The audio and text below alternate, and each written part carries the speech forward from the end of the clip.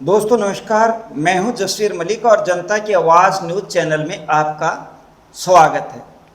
दोस्तों आज जो है कांग्रेस के वरिष्ठ नेता श्री प्रमोद तिवारी जी ने श्री राम मंदिर में चंदा चोरी विषय पर एक प्रेस कॉन्फ्रेंस की। प्रेस कॉन्फ्रेंस में संगीन आरोप लगाते हुए श्री प्रमोद तिवारी जी ने कहा कि सभी भाजपा नेता चोर नहीं हैं, लेकिन जितने भी चोर हैं वो सभी भाजपा में हैं। दोस्तों चंदा चोरी का विषय पिछले कई दिन से चर्चा का विषय बना हुआ है। करोड़ों भक्तों की आस्था का विषय है। लगातार इस पर सुप्रीम कोर्ट में भी सुनवाई चल रही है और विपक्ष जो है आरोप प्रत्यारोप लगा रहा है। एक बार सुनिए श्री प्रमोद तिवारी जी की प्रेस कॉन्फ्रेंस कि क्या कह रहे हैं श्री प्रमोद तिवारी जी। मैं पहले से ही आप सबको धन्यवाद दे दूं कि संडे के दिन जरा पीसी में आना थोड़ा मुश्किल होता है, पर आप लोग पधारे हैं, इसके लिए मैं विशेष रूप से आप सबको धन्यवाद देता हूं। जरा ये कलंक गाथा है, चोरी की दास्तान है, तो थोड़ा लंबा खींचेगी, क्योंकि मीडिया में एक कंसेप्ट है कि एक चोरी राम मंदिर बन जाने के बाद से हुई है, चढ़ावा, तो कहते हैं चढ़ावा में चोरी। सच्चाई ये नहीं, सच्चाई है कि शिला पूजन से चोरी शुरू हुई। मैं चूंकि रहने वाला अवध क्षेत्र का हूं और इत्तेफाक से 85-90 के बीच में मैं टूरिज्म मिनिस्टर था यूपी का। मैंने ही राम कथा का निर्माण कराया था, पार्क, राम कथा पार्क। मैंने ही राम की पैड़ी में श्री पद्मेश्वर जी के साथ, वीर बहादुर सिंह जी के साथ, नारायण दत्त तिवारी जी के साथ उसका निर्माण कराया था। तो मैंने इस आंदोलन को, जो राम जन्मभूमि के नाम से शुरू हुआ था, उसको बनते देखा है और उसका भ्रष्टाचार भी बहुत करीब से देखा है। मैं एक बात कह रहा हूं, मैं जानता हूं हमारे कुछ मित्रों को इससे नाराजगी होगी, पर मैं उनकी नाराजगी की कीमत पे कह रहा हूं। आज पूरी कहानी सुनी जाए तो मैं ये नहीं कहता कि बीजेपी में सभी चंदा चोर, मैं दोहरा दूं को कंफ्यूजन न रहे, मैं ये नहीं कहता कि बीजेपी में सभी चंदा चोर, पर बहुत जिम्मेदारी से कहता हूं सारे चंदा चोर बीजेपी में, बीजेपी परिवार में। आप एक का नाम लीजिए जो अभी बचा के रखे गए हैं, जो मेन है, या जो मछलियां हैं छोटी छोटी, इस सब बीजेपी में। मेरे ख्याल से इतना ही काफी है मेरा कहना, बाकी और लोग समझेंगे।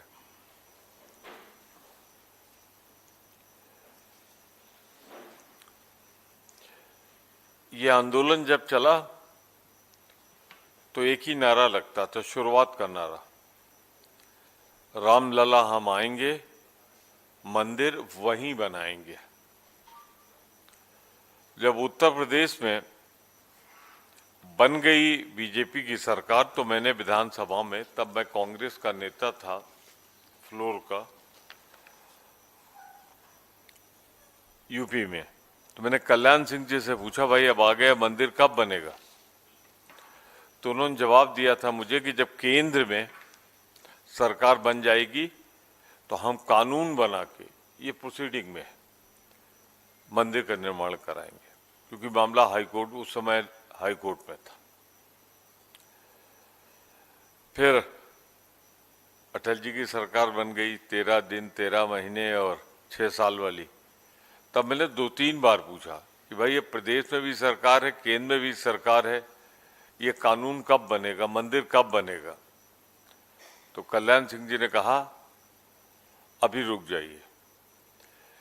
ये कहने के पीछे मेरा उद्देश्य ये है, मैं जो कह रहा हूं कुछ लोगों को अटपटा लगेगा, भारतीय जनता पार्टी कभी नहीं चाहती थी कि राम के मंदिर का निर्माण हो।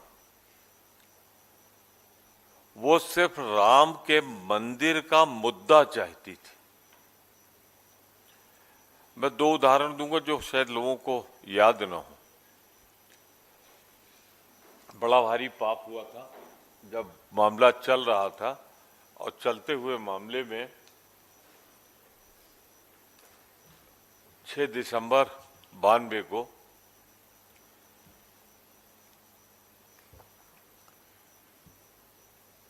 कल्याण सिंह जी की सरकार थी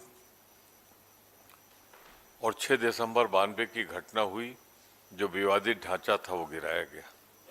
तो आप ताजुब करेंगे, विधानसभा भंग हुई और 1993 में चुनाव हुआ। भारतीय जनता पार्टी 235 से घटकर 175 पे आ गई। राम मंदिर का पूजन हुआ अधूरा, बिना मंडप के, बिना झंडे के। किसने किया? मोदी जी ने। भारतीय जनता पार्टी घट के 306 से लाख बेईमानी करने के बाद पहले तो 239 पहुंची। तो इनका फायदा था मंदिर मुद्दा जिंदा रखने में, उसमें हिंसा होती रहे, उसमें डिमांड चलती रहे। इसमें बहुत बड़ी वजह ये मैं मानता हूं कि ये मंदिर बीजेपी ने नहीं बनवाया, ये मंदिर सुप्रीम कोर्ट के ऑर्डर से बना। मजबूरी हो गई, बनाना पड़ा।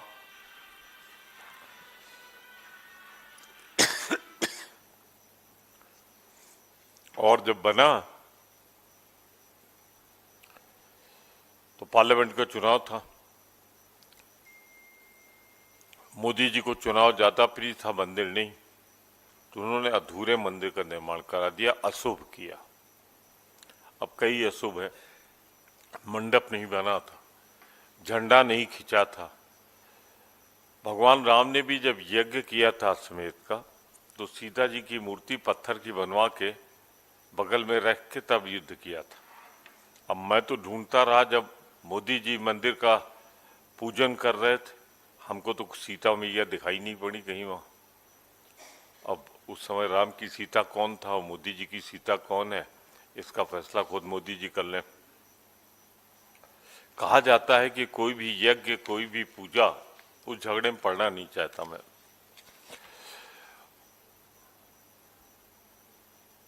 उस समय जब ये हो गया, अशुभ हुआ, 307 से घट के पहली बार मोदी जी के नेतृत्व में अल्पमत की सरकार बनी, जो आज भी दूसरों के सहारे चल रही है। फिर भी नहीं हो रहा तो खरीद फरोख्त भी हो रही, पार्टियां तोड़ी जा रही। वो अशुभ इसीलिए हुआ था कि शंकराचार्यों को नहीं बुलाया, पूजा पाठ उनको करना चाहिए था, यजमान वो बनते। 1989 में जब शिलान्यास हुआ था तब इसलिए नहीं किया था, जो लोग आंदोलन जुड़े थे, पति पत्नी कोई नहीं था। तो श्रीश चंद्र दीक्षित एक रिटायर्ड डीजीपी थे, जो बाद में बनारस से, वाराणसी से सांसद बने। सिर्फ उनसे पूजा इसलिए कराई गई कि पति पत्नी वही थे और कोई पति पत्नी था ही नहीं। ज्यादातर सन्यासी शादी नहीं करते, तो अधूरा था। लेकिन अब मैं क्या करूं, कभी कभी सवाल भी उठता है कि आपकी तो राम में आस्था नहीं,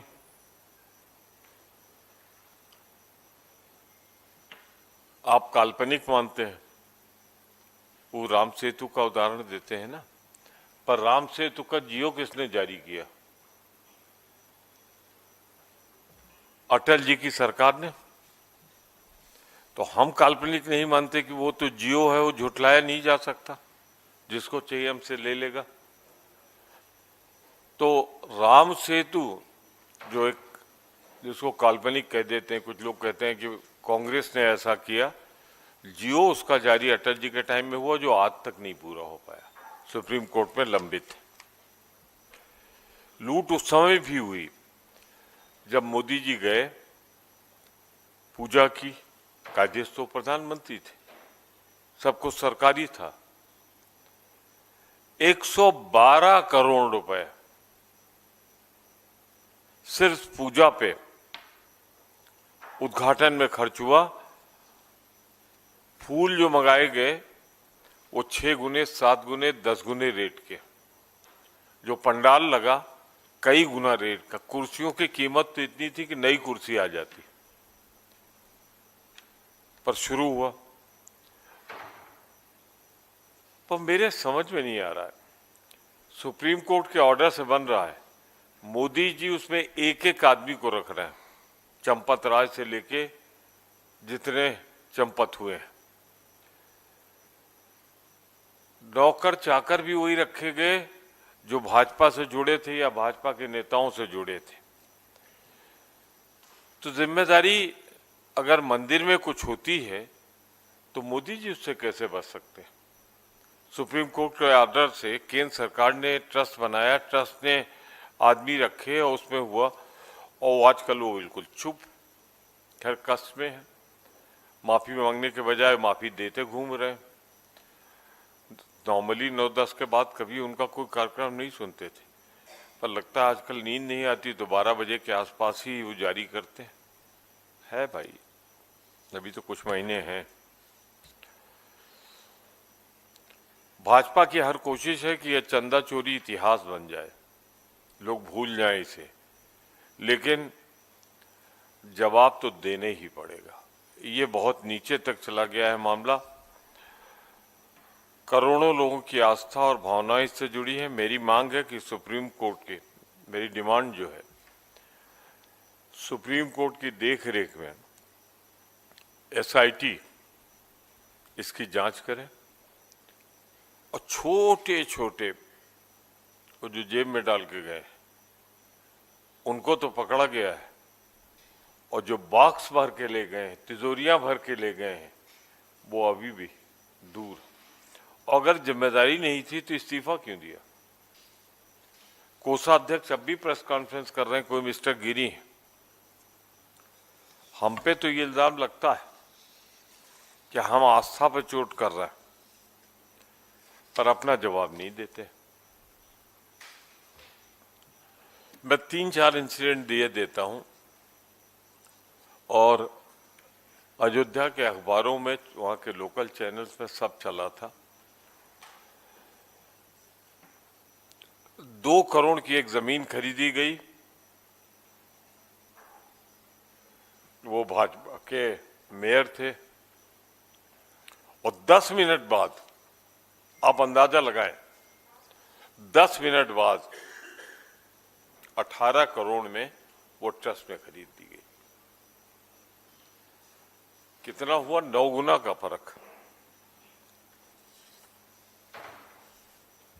एक मामले में जमीन कम दाम पे 20 लाख में खरीद कर कुछ ही देर में 2.5 करोड़ में बेच दी गई।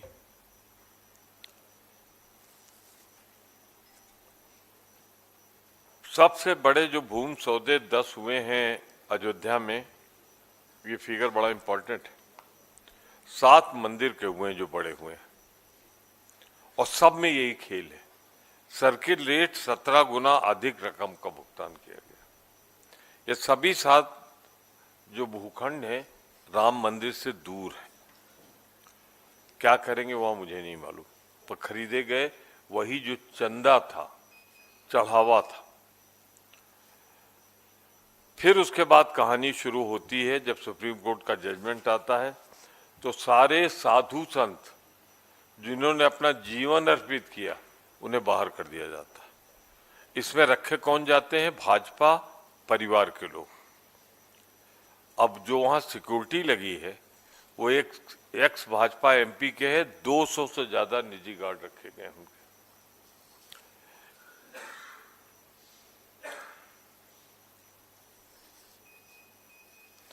10 मिनट में 2 करोड़ की जमीन 18 लाख हो गई। ये एक तमाम ऐसे उदाहरण हैं। फिर आप चलें अगर, जो आउटसोर्सिंग कंपनी थी बनारस की, अयोध्या में बनारस की, तो उसको जो किया था वो भी ब्लैक लिस्टेड थी।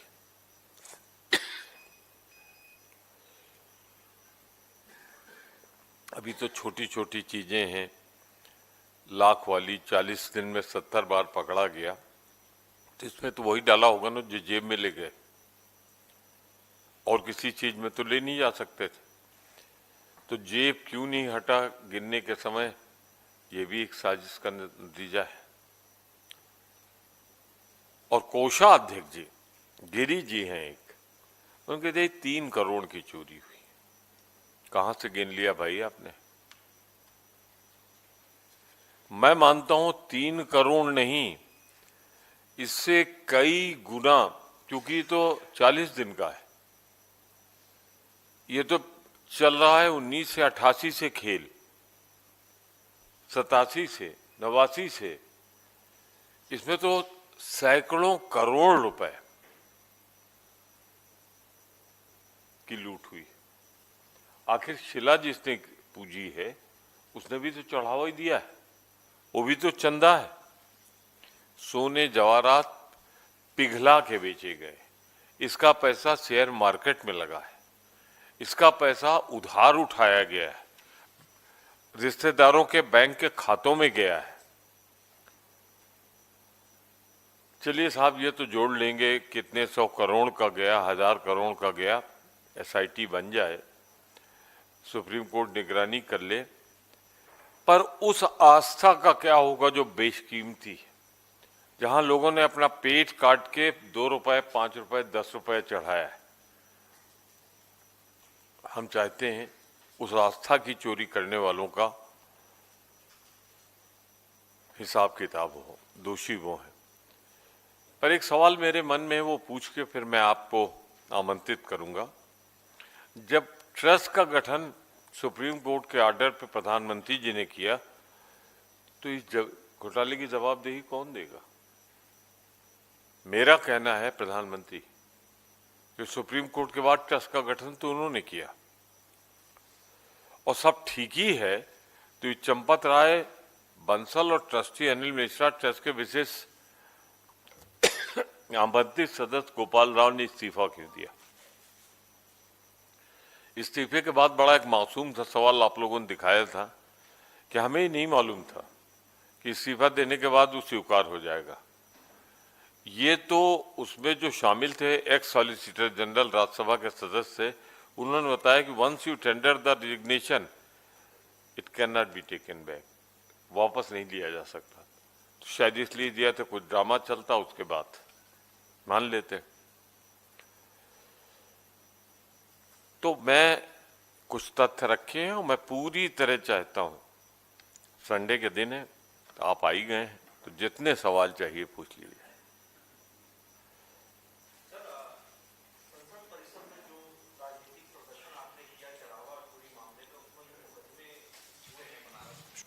हाँ,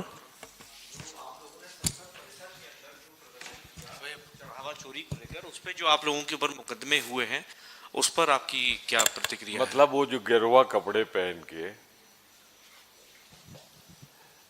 पप्पू यादव जी, जो 5वीं या 6वीं बार शायद सांसद हैं, निर्दलीय हैं, वो गेरुआ कपड़े पहन के मंदिर के लिए जिन लोगों ने उनको चढ़ावा दिया, आप उसका जिक्र कर रहे हैं। तो ये अब की जितनी रामलीला हो, इसमें जो भगवान राम बने या रावण बने, सब पे मुकदमा कायम होना चाहिए। एक वर्ड है लोकतंत्र में, डेमोक्रेसी में, मॉक पार्लियामेंट। मॉक पार्लियामेंट, तो जब अंदर नहीं बोलने दोगे, हमें अपनी बात नहीं रखने दोगे, तो बाहर तो मॉक पार्लियामेंट कितनी बार चली, सैकड़ों बार चली। और फिर गेरुआ कपड़ा पहनने के लिए अभी तो फिलहाल लाइसेंस की जरूरत नहीं। फिर अगर इससे अपमान हुआ है, भावनाएं आहत हुई हैं, तब ये भावनाएं 3 दृश्य में दिखा रहा हूं कहां थी। एक में मोदी जी विशालकाय बड़े से, और भगवान राम ऐसे जा रहे हैं जैसे स्कूल छोड़ने बच्चे को जा रहे हैं, खुद तो सर्टिफिकेट का पता नहीं बच्चे को कहां लेके जा रहे हैं। दूसरा है मोदी जी एक पतंग उड़ा रहे हैं और पहाड़ जो उठा लेते थे उंगली पे, वो बजरंगबली पतंग बने हुए, तब भावनाएं हाथ नहीं हुई। तो जो इनको मोदी जी को सजा मिले वही पप्पू को मिले। तीसरा है हद हो गई। ये मेरे लखनऊ की घटना है। अभी इनके नितिन नवीन जी गए थे, तो वहां नाचने के लिए किसको मुकर्रर किया गया था मालूम है? बजरंगबली को। ये लिए, ये तीनों मैं यहीं रख दे रहा हूं, आप लोग इसको आराम से देख लीजिएगा। तो पप्पू जी का हिसाब करने के पहले ये लोग हिसाब अपना तो दे दें, मोदी जी अपना दे दें, उत्तर प्रदेश के मुख्यमंत्री जी थे वो अपना दे दें, और पतंग उड़ाते हुए नरेंद्र मोदी जी दे दें, और जितनी रामलीला हो उसमें जो जो गिरवा कपड़े पहने उसके खिलाफ भी मुकदमा कायम। तो ये तो कुछ ऐसे लोग हैं जिनके प्रति मेरे मन में बड़ा आदर है।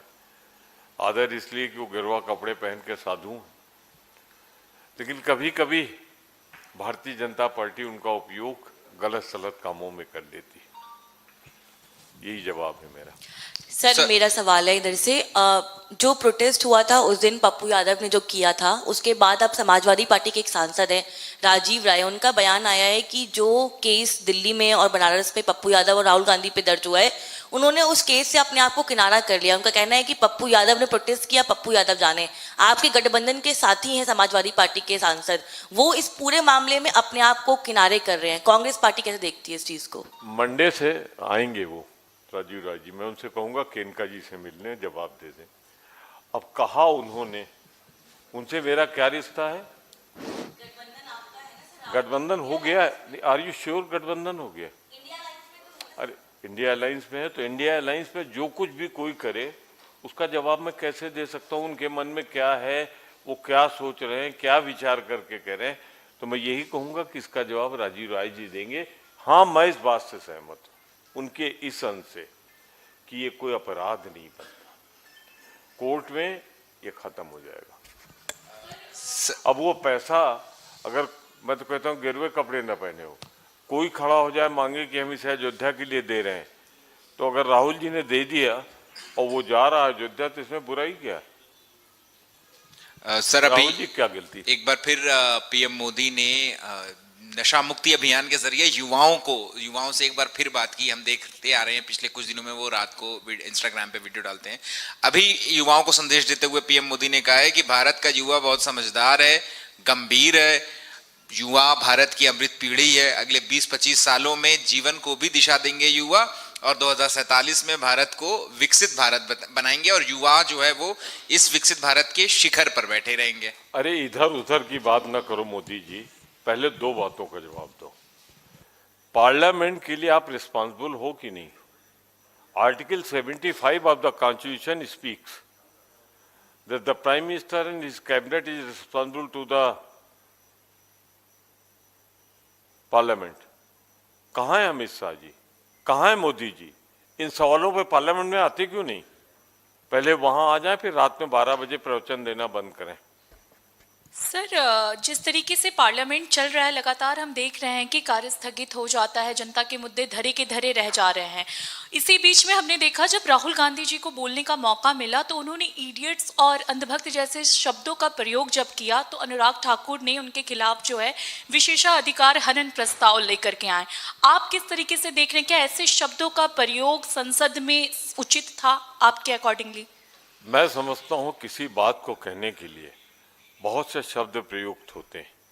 ये विशेषाधिकार है स्पीकर का कि अगर उनको लगता है पार्लियामेंट्री निकाल दें, पर बात जो कही जाती है वो कही जाती है। अब अगर कोई 3 इडियट्स फिल्म का जिक्र कर दे पार्लियामेंट में, उन्होंने तो एक ही इडियट का इशारा किया है, मैं 3 इडियट की ओर इशारा करता हूं तो क्या आप हटा देंगे, फिल्म का नाम बदल देंगे? तो किस रेफरेंस में कहा गया है? अब उसके बाद भी जोड़ना पड़ेगा बात पूरी करने के लिए कि अंधभक्त, अब कोई कहते हैं अंधभक्त अनपार्लियामेंट्री है, तो कोई क्या कर सकता है? पर अंधभक्त हैं, इडियट्स हैं। सर 2027 में उत्तर प्रदेश के विधानसभा चुनाव हैं, राम मंदिर चढ़ावा चोरी मुद्दा क्या प्रभावित करेगा बीजेपी को या कांग्रेस को? वक्त बताएगा, पर कांग्रेस की तरफ से मैंने ही पार्लियामेंट में बोलते हुए कहा था, जिसे कई लोगों ने कोट किया है, हम भगवान राम के पुजारी हैं और भारतीय जनता पार्टी भगवान राम की व्यापारी है। अब मैं थोड़ा अमेंड करता हूं अपने को, हम भगवान राम के पुजारी हैं, भारतीय जनता पार्टी और लूटने वालों की शरण स्थली है। सर तो ये कितना मुद्दा बनेगा राजनीतिक, हम उस ओर नहीं जा रहे हैं, पर हम ये भी कहते हैं कि नजरअंदाज नहीं हो पाएगा। आज करोड़ों लोग जो ठगा हुआ महसूस कर रहे हैं, वो निश्चित रूप से उनका गुस्सा बीजेपी के खिलाफ निकलेगा। जी सर कल राहुल जी तमिलनाडु में थे, जहां पर उन्होंने एक महत्वपूर्ण संदेश दिया है डिलिमिटेशन बिल को लेकर। उन्होंने कहा कि सभी पॉलिटिकल पार्टीज जो कि तमिलनाडु का भला चाहती हो, चाहे स्टेट की पार्टी हो या नेशनल पार्टीज, उसको इसको अपोज करना चाहिए। इस पर बीजेपी कह रही है कि एनार्किस्ट माइंडसेट जो है वो राहुल गांधी दिखाते हुए नजर आ रहे हैं। इस पर आप क्या कहेंगे? अब ये सर्टिफिकेट वही लोग दे रहे हैं जो फासिस्ट हैं। कुछ राहुल गांधी ने कह तो तमिलनाडु में पहली बार तो नहीं कहा, कुछ दिन पहले वोटिंग हुई थी पार्लियामेंट में, इसके खिलाफ हम लोगों ने वोट किया था, सबने मिलजुल कर वोट किया था। तो राहुल गांधी ने वही बात तो दोहराई है जो पार्लियामेंट में हो चुका, और पार्लियामेंट में बीजेपी हार चुकी इस मुद्दे पे। उसी के बाद तो ऑपरेशन लोटस बंगाल में हो रहा है, ऑपरेशन लोटस महाराष्ट्र में हो रहा है। रेट तो ऐसा खुला हुआ है कि कितना सही कितना गलत इसलिए कोट नहीं कर रहा हूं, लेकिन रेट बड़ा ऊंचा है। तो मैं सिर्फ इतना कहना चाहता हूं, जितना जोर लगा ले ये पार नहीं करा पाएंगे, पास नहीं करा पाएंगे, अभी भी हम इनसे बहुत आगे हैं। ये सब सवाल पूछ रहे हैं आप, तो हमारा मंदिर कहाँ चला जाएगा? तो please keep yourself confined to the temple issue. Sir जो प्रोटेस्ट आपने किया बीजेपी की तरफ से, ये कहा गया कि सनातन का अपमान है, क्योंकि पुजारी वेशभूषा में जो वहाँ किया गया मॉक पार्लियामेंट जो आप कह रहे हैं, वो कह रहे हैं कोई पुजारी उसमें इन्वॉल्व नहीं है, और आप ये सनातन का अपमान जो बीजेपी की तरफ से इसको कहा गया। मैं देख रहा था आप अभी आई हैं, वेरी सीनियर, तो आपने शायद सुना नहीं, मैंने सारा वो जवाब दिया था। मेरी बिगनिंग वाली लाइन जहां से मैंने शुरू किया था कि मैं ये नहीं कहता कि हर भाजपाई ने चंदा चुराया है, लेकिन जिन जिन ने चंदा चुराया सब भारतीय जनता पार्टी में। ये चंपत राय कहाँ है, ये गिरी जी कहाँ है, ये मिश्रा जी कहाँ है जो ट्रस्टी थे? और ट्रस्ट किसने बनाया? आदरणीय प्रधानमंत्री जी ने। किसके कहने पे बनाया? सुप्रीम कोर्ट के कहने पे। इसीलिए डिमांड मैंने रखी है कि सुप्रीम कोर्ट की निगरानी में एक जांच हो जाए। तो मैं तो फिर कह रहा हूं कि हर चंदा चोर का अगर एड्रेस देखोगे तो भाजपा निकलेगी, हर चंदा चोरी करने वाला। हम ये नहीं कह रहे कि हर भाजपा ही चंदा चोर है, पर जितने चंदा चोर हैं वो भाजपा में। ये आपने सुना प्रमोद तिवारी जी को। यहाँ पे श्री तिवारी जी ने कहा कि भारतीय जनता पार्टी चाहती है कि ये जो मुद्दा है इतिहास बन जाए और कभी जनता के सामने ना आए, लेकिन यह मुद्दा दब नहीं सकता। आगे बोलते हुए श्री प्रमोद तिवारी जी ने कहा कि लोग कहते हैं ये चंदा चोरी का विषय है, ये मंदिर के बाद शुरू हुआ है। वास्तव में चोरी जो है वो शिलाओं की चोरी से निर्माण के समय से ही शुरू हो गई थी। इससे आगे आरोप लगाते हुए तिवारी जी ने यह कहा कि जमीन घोटाला भी बहुत ज़्यादा हुआ है, जिसमें उन्होंने एक एक तथ्य सामने रखते हुए, अभी आपने देखा कि प्रेस कॉन्फ्रेंस में कई घोटाले जमीन के भी गिनाए। दोस्तों दरअसल जमीन का मामला हो, चाहे शिला चोरी का मामला हो, चाहे निर्माण का मामला हो, या फिर निर्माण के बाद मंदिर चोरी का मामला हो, ये सारे मामले जो है लोगों की आस्था श्रद्धा से जुड़े हुए हैं। इसमें कोई दो राय नहीं है, जिसने भी राम मंदिर के साथ गुस्ताखी की है भगवान श्री राम उसको माफ़ नहीं करेंगे और उसको पक्का सज़ा मिलेगी ही मिलेगी, चाहे वो कितनी चालाकी, कितनी भी वो जो है अपनी होशियारी दिखा ले, लेकिन उसका नुकसान चाहे कोई भी व्यक्ति है, क्योंकि प्रभु श्री राम को चीट करना इतना छोटा चीज़ नहीं है, आसान चीज़ नहीं है। आदमी करके तो खुश हो सकता है, लेकिन उसके परिणाम जब सामने आते हैं वो बहुत भयानक होते हैं, क्योंकि ऊपर वाला तो एक एक चीज़ का हिसाब करवाना जानता है। उसको किसी से परमिशन लेने की, किसी को गुमराह करने की, अपील में जाने की उसको कोई ज़रूरत नहीं है। वो सर्वोच्च बगैर दिखे, बगैर हथियार के, बगैर किसी लड़ाई लड़े, उसके पास सारी वो चीज़ें हैं जो वो अपने आप हिसाब किताब कर देता है। ऊपर वाला सब कुछ कर देता है। लेकिन सवाल जो आता है वो यह आता है कि हम लोग भी अपना ध्यान दें। भारतीय जनता पार्टी का राम मंदिर में विशेष योगदान रहा है। सारे कार्यक्रमों में प्रधानमंत्री मोदी जी ने या भाजपा के नेताओं ने भाग लिया है, इसलिए सवाल भी नहीं पे उठेंगे। और जब तक इस मामले में सब चीज़ें सामने नहीं आ जाती हैं, जब तक विपक्ष मुद्दा उठाता रहेगा। हालांकि भारतीय जनता पार्टी के ऊपर कोई भी आरोप चिपकाने में अभी तक विरोधी दल, चाहे समाजवादी पार्टी है चाहे कांग्रेस पार्टी है, सफल नहीं हुए हैं। लेकिन एक बात भी सच है कि चंदा चोरी तो हुई है, और शिलाओं की चोरी जो शुरुआत में निर्माण के समय होगी थी वो भी मुद्दा बिल्कुल सही है। जहाँ तक ज़मीन चोरी की बात है, ज़मीन के घोटाले की बात है, उसके आरोप भी लगातार लग रहे हैं, वो भी जांच का विषय है। तो देखिए जवाब तो देना पड़ेगा, देना भी चाहिए, और विपक्ष को भी इस पे शांति रखनी चाहिए।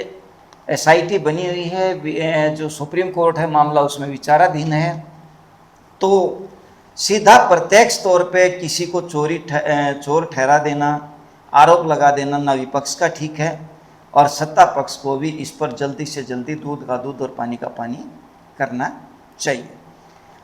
मिलते हैं अगले विषय पे किसी एक नई चर्चा के साथ। जय हिंद, जय भारत।